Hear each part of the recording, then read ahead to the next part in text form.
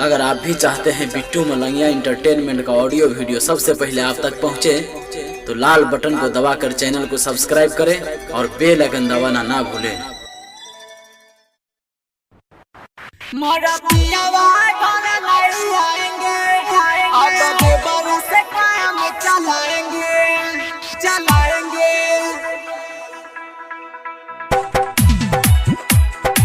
Presented by Bittu Malangiya Entertainment.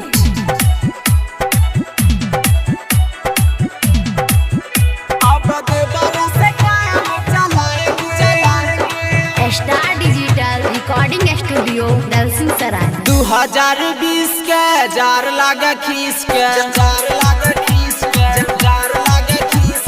सैया हमर लिहल जवानी नाही रिक्स के 2020 के जार लागे खीस के सैया हमर लिहल जवानी नाही रिक्स के हम कैसे मन के मनाएंगे मोरा पियावा घर नहीं आएंगे, अब देवर से काम चलाएंगे। मोरा पियावा घर नहीं आएंगे, अब देवर से काम चलाएंगे।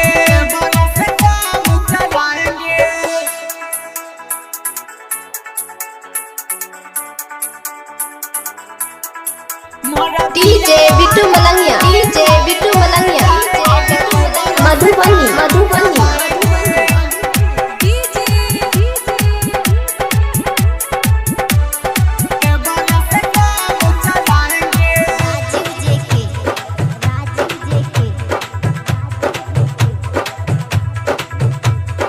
बढ़ गइल बाई पिया जावा के रेट हो, सब्जी में का डाली हो जाई सेट हो, सब्जी में का डाली हो जाई ऐसा की बढ़ गइल बाई पिया जावा के रेट हो, सब्जी में का डाली हो जाई सेट हो। गरम गरम रोटी बेला चूल्हा पे बनाएंगे, गरम गरम रोटी बेला चूल्हा पे बनाएंगे और देवर के खूब खियाएंगे। मोरा पियावा घर नहीं आएंगे, अब देवर से काम चलाएंगे। मोरा पियावा घर नहीं आएंगे, अब देवर से काम चलाएंगे। DJ Bittu Malangiya, DJ Bittu Malangiya, Madhubani.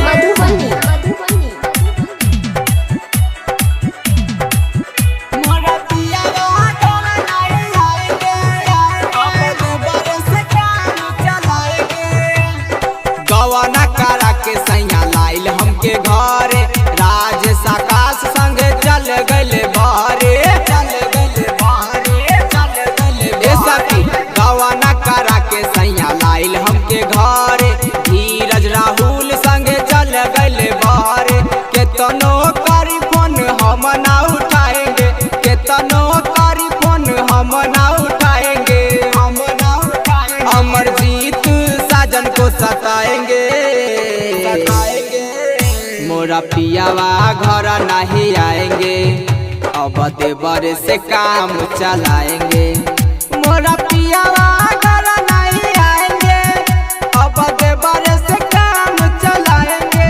2020 के जार लगा खीस के सैया हमर लिहल जवानी नहीं रिक्स के हम कैसे मन के मनाएंगे